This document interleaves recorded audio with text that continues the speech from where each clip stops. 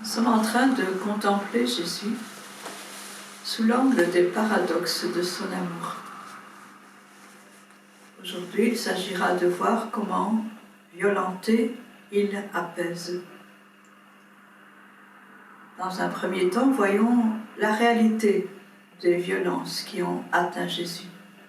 À quel point il a été violenté. Plus encore que par les blessures qui lui furent infligées dans son corps, celles qui ont déchiré sa chair, c'est dans son propre cœur que notre Seigneur a été victime de la violence. Depuis les débuts de sa mission, dès qu'il a commencé à sortir des sentiers battus pour manifester la miséricorde du Père, il a été l'objet, ni plus ni moins, d'un complot. Ainsi, après qu'un jour de sabbat, il eut guéri un homme à la main desséchée, lui rendant la possibilité d'agir et de rendre ainsi hommage au Créateur, les pharisiens sortirent et aussitôt, ils tenaient conseil avec les Hérodiens contre lui en vue de le perdre. Et nous ne sommes qu'au chapitre 3, verset 6 de l'Évangile selon Marc. Il a eu des gens contre lui. Et ces gens ont dans leur cœur le dessein de le perdre. Lui qui est venu pour sauver, on veut le perdre. Un peu plus loin, même les gens de sa famille veulent se saisir de lui car ils disent « il a perdu le sens ». Voilà bien une manière subtile de dévaloriser quelqu'un. Oh, il ne sait plus ce qu'il fait, il a perdu la tête. Lui, Jésus, qui est sagesse de Dieu, le voilà déjà traité de fou. Et pour en rajouter, voici des scribes qui viennent de Jérusalem, ce sont les intellectuels spécialistes des Saintes Écritures, descendus de la capitale religieuse, alertés par la popularité de ce jeune rabbi, ils l'accusent de faire des exorcismes au nom du chef des démons, en disant qu'il est carrément possédé. Manière de discréditer quelqu'un aux yeux de la population. Lui qui est saint, rempli de l'Esprit Saint, le voilà traité de possédé d'un esprit impur. Étant passé en territoire païen, Jésus délivre un démoniaque, envahi d'une légion de démons dont personne ne venait à bout. Et les gens, au lieu de se réjouir de voir cet aliéné assis dans son bon sens, demandent à Jésus de quitter leur territoire. Ils ont peur de perdre leur cochon. Lui, Jésus, qui se veut présent à toute misère, le voilà chassé, exclu. On peut dire c'est normal, c'était chez des païens. Mais à Nazareth, là même où il avait grandi, là où il est connu, les gens restent sur leur étonnement, demeurent dans leur incrédulité, préférant garder l'image qu'ils avaient de Jésus et allant jusqu'à vouloir, plus grave, le précipiter en bas de la colline. Lui qui avait été si soumis à Marie et à Joseph, le voilà menacé de mort parce qu'il dépasse ce que ses concitoyens ont entrevu de lui. Après qu'il eut purifié le temple de Jérusalem, demandant que la maison de son Père redevienne conforme à sa vocation, d'être une maison de prière pour toutes les nations, et qu'on cesse d'en faire une maison de commerce, les autorités religieuses, à leur tour, cherchent comment le faire périr.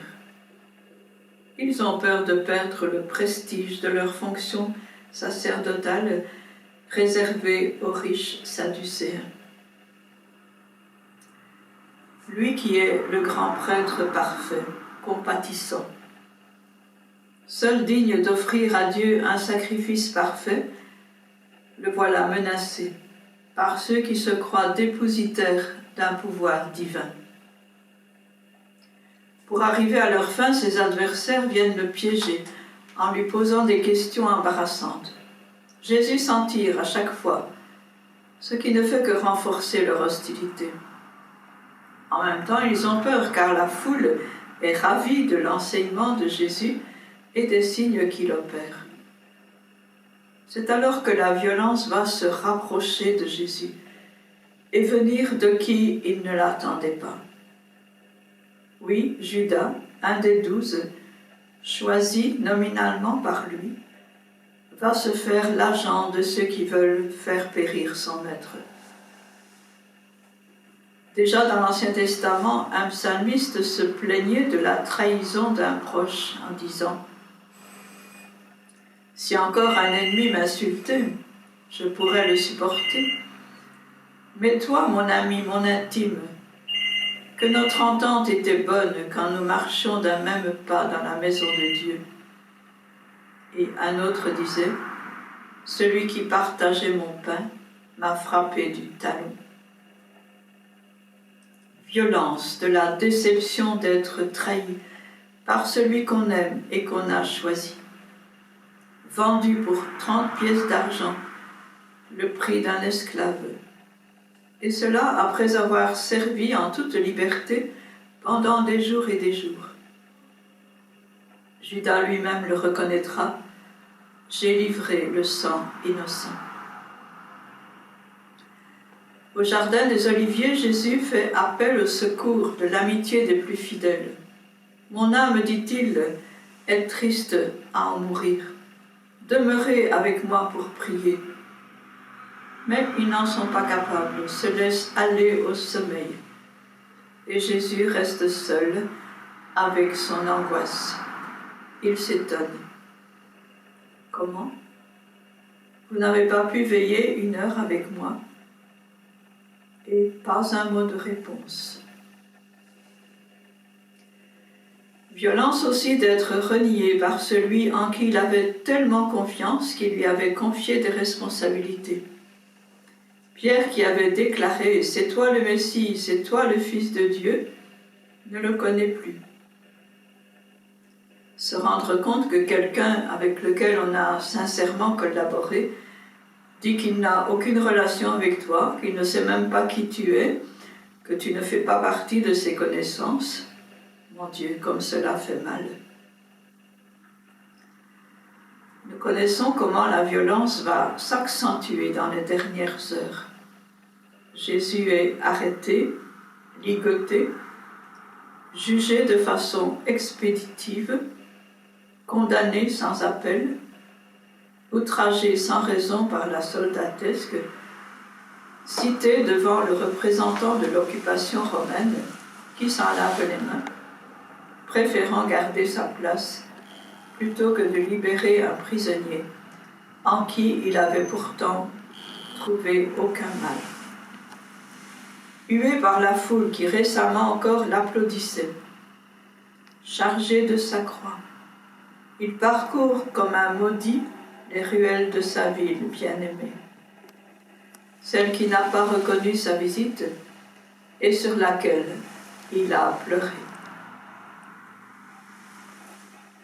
Au calvaire, il est dépouillé de ses vêtements, dépouillé de sa dignité d'homme, exposé au regard, insulté par les autorités religieuses, par les passants, par les soldats, par ses compagnons de supplice, méprisé. Oui, c'est bien le mot.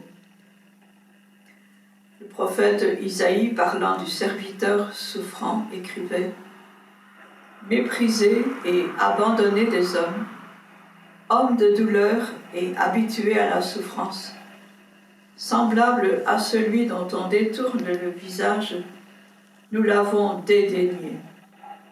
Nous n'avons fait de lui aucun cas. » Pas de pire violence infligée à quelqu'un que le mépris. N'avoir plus de prix, ne plus compter, être mis de côté, rayé de la carte, insignifiant, dédaigné. Jésus a été méprisé à tel point qu'on détournait le regard de lui. comme on faisait en Israël lorsqu'on rencontrait un lépreux. Jésus, à la croix, a vécu le mépris le plus total, car pendu au bois, il était considéré comme frappé du jugement de Dieu et puni par lui, à cause de sa soi-disant arrogance. C'est un maudit. La malédiction le marque, donc il sera déconsidéré à jamais. C'est pour cela que le tribunal juif voulait qu'il soit crucifié et non lapidé, car on gardait le souvenir des prophètes qui avaient été lapidés. Jésus non, il faut qu'on l'oublie à tout jamais. Oui, Jésus, puni par Dieu, lui qui a fait toujours ce qui plaît à son Père, obéissant jusqu'à la mort, jamais laissé seul par son Père bien-aimé, entre les mains duquel il remet son esprit. Et maintenant, nous allons contempler comment, étant violenté, Jésus lui-même n'a pas connu la violence. Il est resté doux et humble de cœur. Il y a un texte du livre de la Genèse, de la sagesse, qui va nous orienter pour comprendre et contempler comment Jésus a été imperméable à la violence. Ce livre dit que dans la bouche des méchants, on trouve ce défi. Je lis le texte. Attirons le juste dans un piège, car il nous contrarie. Il s'oppose à nos entreprises, il nous reproche de désobéir à la loi de Dieu et nous accuse d'infidélité à notre éducation. Il prétend posséder la connaissance de Dieu et se nomme lui-même enfant du Seigneur. Il est un démenti pour nos idées, sa seule présence nous pèse, car il mène une vie en dehors du commun, sa conduite est étrange. Il nous tient pour des gens douteux, se détourne de nos chemins comme de la boue, il proclame heureux le sort final des justes et se vante d'avoir Dieu pour Père. Voyons si ces paroles sont vraies. Regardons comment il en sortira. Si le juste est fils de Dieu, Dieu l'assistera et l'arrachera aux mains de ses adversaires. Soumettons-le à des outrages et à des tourments. Nous saurons ce que vaut sa douceur, nous éprouverons sa patience. Condamnons-le à une mort infâme, puisque, dit-il, quelqu'un interviendra pour lui. Il en fut ainsi pour Jésus. Il dérangeait trop. Rien que de le voir, on est mis en question par sa perfection. Alors ses ennemis lancent un défi. Voyons s'il fait semblant. Voyons s'il tiendra jusqu'au bout. Faisons peser sur lui le plus d'outrages et de tourments possibles. Alors nous verrons bien s'il ne devient pas agressif comme tout le monde. Nous saurons alors ce que vaut sa douceur, jusqu'où ira sa patience. Et Jésus a relevé ce défi. À Gethsémani, il a dit à Pierre de remettre son épée dans le fourreau. Il s'est laissé arrêter, mais non sans avoir interpellé ses adversaires, toujours avec l'espoir de leur conversion.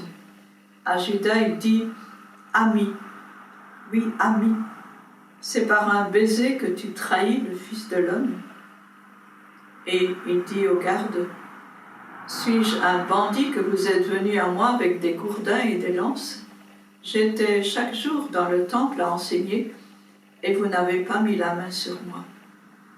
Mais désormais, laissez aller ceux-ci, ces apôtres. » Aux accusateurs, aux faux témoins, Jésus ne répond rien.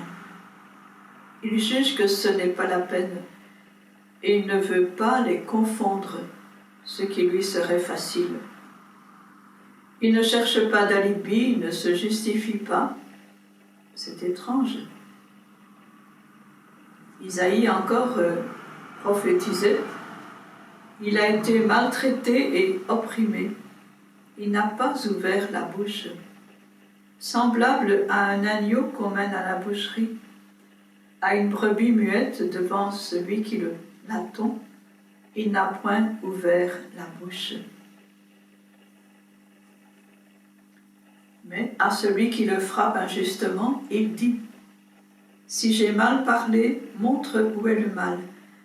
Mais si j'ai bien parlé, pourquoi me frappes-tu ?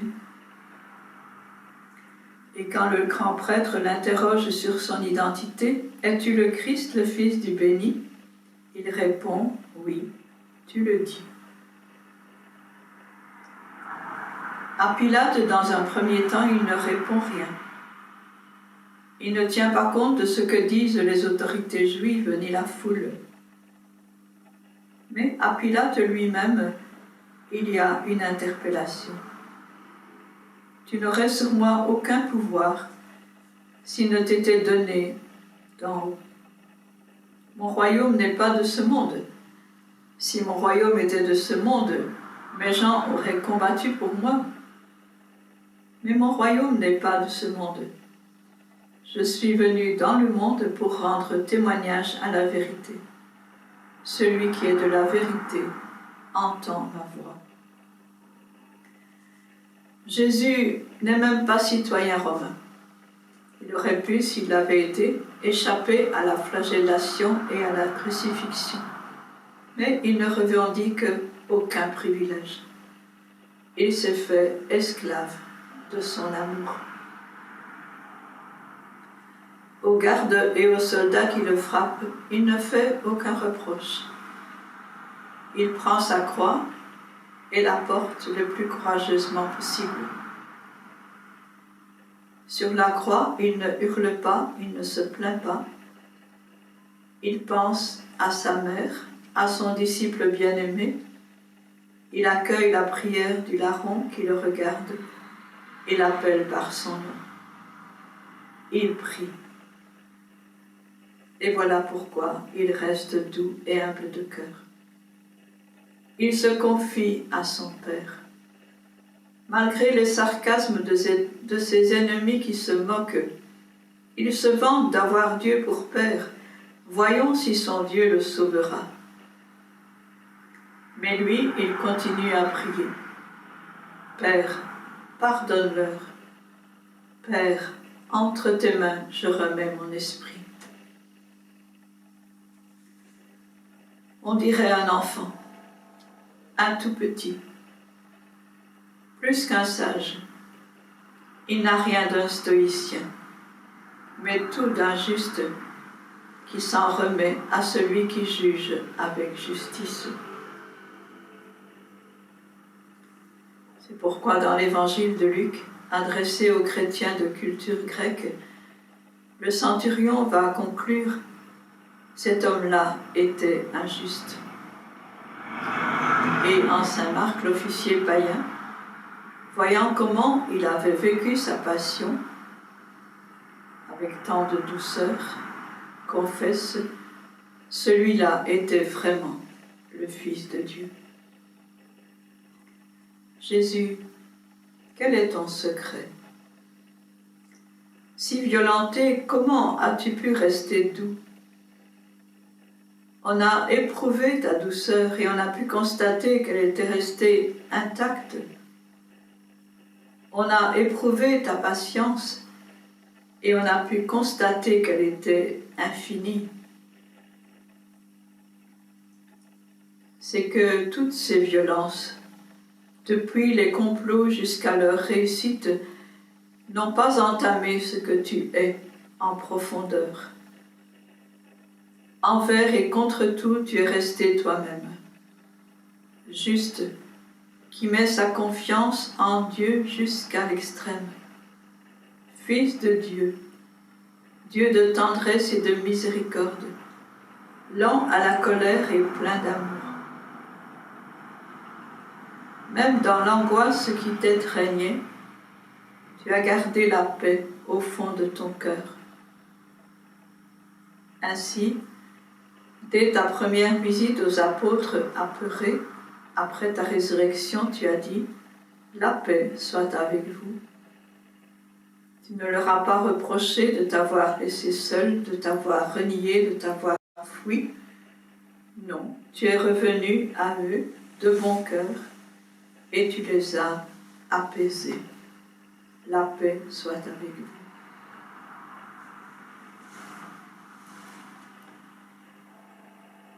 Maintenant, dans une deuxième partie, nous allons voir plus précisément comment Jésus nous apaise et ensuite comment il nous apprend à apaiser les autres. Oui, c'est à partir de sa douceur invincible que le Seigneur répand sa paix sur tous ceux qui continuent à l'aimer, tant bien que mal, comme sur ceux qui le méprisent. Cette douceur donne la paix, une paix qui dépasse tout ce qu'on peut concevoir ou même imaginer. Bien qu'affecté par nos péchés, il ne fait jamais violence aux pécheurs. Par contre, il fustige ceux qui se croient justes et qui n'ont pas besoin de pardon, parce que souvent eux-mêmes ils méprisent ceux qu'ils ne jugent pas dignes de leur respect. Jésus traite de telles personnes de sépulcres blanchis parce qu'il ne supporte pas l'hypocrisie et le fait savoir à ceux qui font semblant, qui sont aveugles sur leur propre cas. Il les provoque non pas pour les perdre, mais pour les sauver. Mais de celui qui a le cœur brisé, le cœur broyé par la conscience de ses fautes, il a pitié. Il ne le méprise en aucune manière. Certes, il l'invite à confesser ses péchés, c'est-à-dire à prendre du recul avec eux, à ne pas s'identifier totalement à eux, car en chacun de nous, il y a une instance capable de rendre compte. Il pense que les hommes sont meilleurs que leurs fautes, et que justement ils le prouvent quand ils les reconnaissent. Jésus les admire comme il a admiré la Samaritaine. En cela, tu as dit vrai. Et Jésus trouve que nous avons du courage quand nous confessons nos fautes. Il nous libère ainsi du mépris de nous-mêmes que nous pourrions avoir et apaise nos cœurs. Comme dit Saint Jean dans sa première épître, devant lui, devant Dieu, nous apaiserons notre cœur. Si notre cœur venait à nous condamner, car Dieu est plus grand que notre cœur et il connaît tout. Et Jésus nous amène avec douceur vers sa croix, non pas pour nous culpabiliser, mais pour nous montrer combien nous comptons pour lui. Regarde quel prix tu as à mes yeux. Vois, j'ai gravé ton nom sur les paumes de mes mains. Alors, émerveillés, nous disons avec l'apôtre Paul, le Christ m'a aimé et s'est livré pour moi. Paul dit aussi dans l'épître aux Romains, étant donc justifiés par la foi, nous avons la paix avec Dieu par notre Seigneur Jésus-Christ, à qui nous devons d'avoir, par la foi, accès à cette grâce. Ou encore dans l'épître aux Colossiens, Dieu a voulu que toute plénitude habitât en lui. Il a voulu par lui réconcilier tout avec lui-même, en faisant la paix par lui, par le sang de sa croix. Et ainsi, qui pourra nous séparer de l'amour de Dieu? Rien ne pourra nous séparer de cet amour manifesté dans le Christ Jésus, notre Seigneur. Et dans l'épître aux Éphésiens, Paul écrit « Le Christ a aimé l'Église. Il s'est livré pour elle afin de la sanctifier en la purifiant par le bain d'eau qu'une parole accompagne. Car il voulait se la présenter à lui-même toute resplendissante, sans tache ni ride, ni rien de tel, mais sainte et immaculée. » Il est intéressant de constater que cette belle phrase est incluse dans un paragraphe qui parle de l'amour des maris pour leurs femmes. Messieurs, votre mission est de rendre votre femme toute resplendissante, sans tache ni ride, mais sainte et immaculée. Il ne s'agit pas ici de lui offrir du parfum, des produits de beauté, des vêtements chics, des chaussures à la fois élégantes et souples à son pied, ni même de lui offrir des fleurs, même si tout cela est normal et bien fondé, mais il s'agit de voir en elle ce qui est unique, ce qui ne passe pas, ce qui reste, même si parfois elle est irritée et un peu désagréable. Un couple confiait que chaque soir, avant de s'endormir, l'un dit à l'autre ce qu'il a admiré de son conjoint durant la journée. C'est beau. Et un autre couple confiait que chacun avait à cœur de dire à l'autre ce qu'il ou elle pourrait améliorer pour affiner sa beauté et sa pureté, et donc pour resplendir davantage. Et quand vraiment il y a une faute, un manquement, le pardon vient rendre l'autre immaculé. Il lui rend son innocence. Et alors les cœurs sont apaisés. Nous voilà apaisés. Comment alors apaiser les autres? Justement comme Jésus, en ne méprisant pas le cœur brisé. Lui, il a mangé avec les pécheurs, il les a appelés à la conversion par sa parole vivifiante. Et ainsi, il nous apprend à apaiser les autres, même ceux qui nous ont violentés. Nous avons compris que d'abord, il faudra apaiser notre propre cœur, lui faisant retrouver sa douceur première. Jésus nous a montré comment le faire. Être tellement soi-même que les outrages ne peuvent pas nous entamer. Cela ne nous soustrait pas à la souffrance. Comme lui, Jésus, il a vraiment souffert de toutes les violences qu'il a endurées, mais il est resté intact, parfaitement innocent, incapable de concevoir des projets de vengeance qui l'auraient dénaturé. Jésus nous apprend donc à rejeter le ressentiment, la rancœur et l'amertume, parce que, avant de faire du mal aux autres, ces sentiments nous font du mal à nous-mêmes. C'est bien connu. Mais dira-t-on, puis-je oublier ce qui m'a été fait? C'est impossible. Bien sûr, c'est impossible. Cela fait partie de mon histoire. Et ce n'est pas nécessaire. Ce n'est pas requis pour le pardon, au contraire. Comment pardonner quelque chose qu'on a refoulé dans l'inconscient? Ça ressurgira à l'improviste. Et d'ailleurs, le Seigneur ne nous demande pas de pardonner quelque chose, surtout si cette chose est impardonnable. Il ne demande pas l'impossible.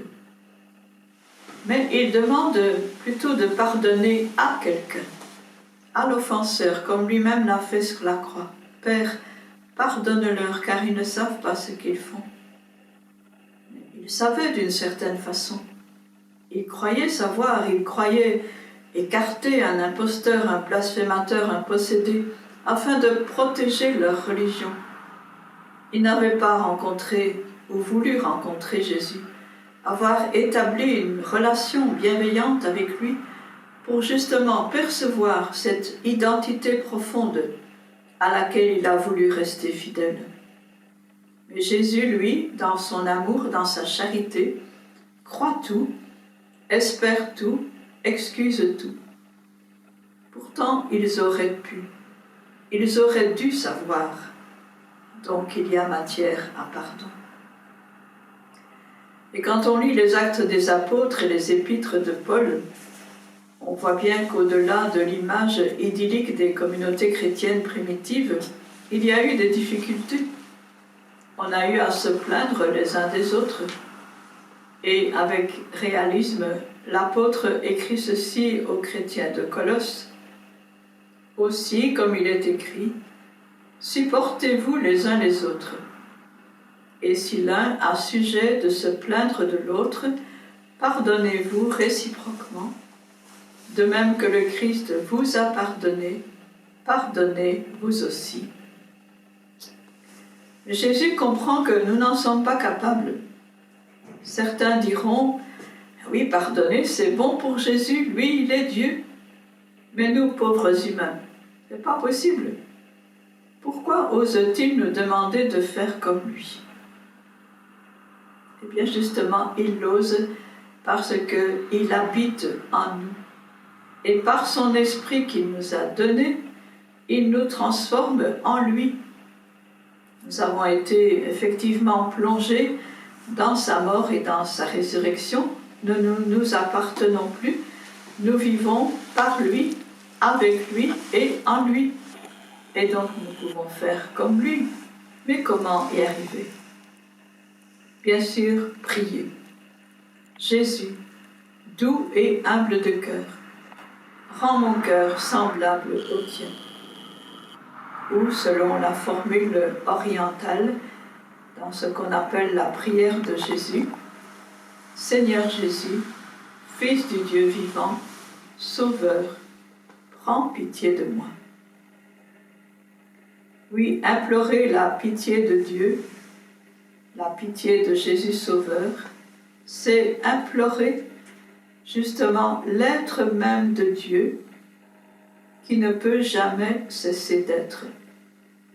Et quelle est cette identité? Toi, tu es un Dieu prêt à pardonner, compatissant et miséricordieux, lent à la colère et riche en bonté, et tu ne peux jamais abandonner ceux qui se confient en toi.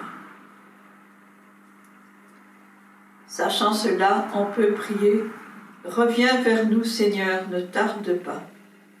Aie pitié de tes serviteurs. Comble-nous dès le matin de ta miséricorde, et nous serons tout le jour dans la joie et l'allégresse. » Psaume 90.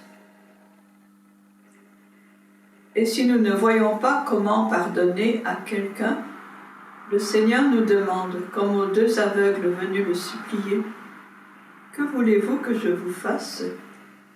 Et lui dire, « Seigneur, que nos yeux s'ouvrent. » Ému de compassion, Jésus toucha leurs yeux, et aussitôt ils recouvrirent la vue, et ils le suivaient. Ils le suivaient. C'est-à-dire, ils ont commencé à marcher derrière lui, comme les disciples, pour apprendre de lui comment devenir doux et humble de cœur, comment avoir compassion de ceux qui font le mal, même à nous, puisque cette compassion divine est amour actif, créateur, qui fait passer de la mort à la vie. Mais au fond, comment savoir si on veut pardonner?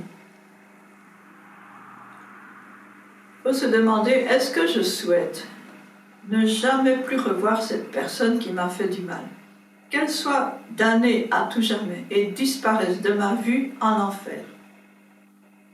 Évidemment, ça c'est pas une disposition pour pardonner. Ou bien, est-ce que je souhaite que cette personne voie clair et se convertisse afin que tous les deux purifiés, nous puissions l'un et l'autre jouir du bonheur éternel en présence de Dieu? Dieu veut que tous les hommes soient sauvés. Est-ce qu'on peut dire de moi, tel père, tel fils? Est-ce que moi aussi je le veux? En fait, pardonner, apaiser, c'est ouvrir un avenir à quelqu'un. Ne pas l'enfermer à jamais dans sa faute, espérer qu'il s'en sorte, qu'il accepte qu'un autre le sauve, comme ce larron sur la croix, proche de la croix de Jésus. Jésus, souviens-toi de moi quand tu seras dans ton royaume. Oui, le pardon est lié à la mémoire. Ou bien on reste lié au mal reçu et on est une victime perpétuelle. Ou bien on se souvient de Dieu et on se recommande soi-même à son bon souvenir.